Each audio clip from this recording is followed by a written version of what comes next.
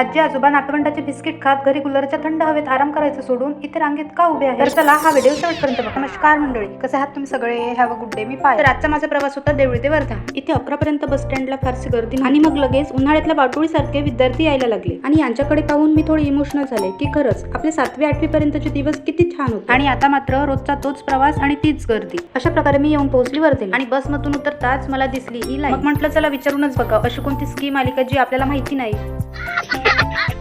आणि मग माहिती पडलं की ते हाफ तिकीटचं कार्ड काढण्यासाठी तेथे उभे आहेत.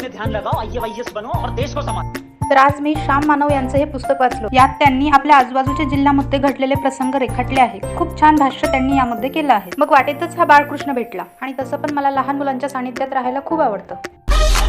कारण मोठ्यांसाठी आपण काहीही केलं, त्यांचा कितीही आदर केला तरी एक दिवस ते आपलं मन दुखावतात. तर आजच्यासाठी इतकंच पुरेसं आहे. सर्वात आधी कॅप्शन मध्ये मी आपल्या YouTube चॅनलची लिंक देते. सो चॅनलला लाईक शेअर सबस्क्राईब करायला विसरू नका. भेटूया नेक्स्ट ब्लॉग मध्ये. थँक्यू. Bye bye.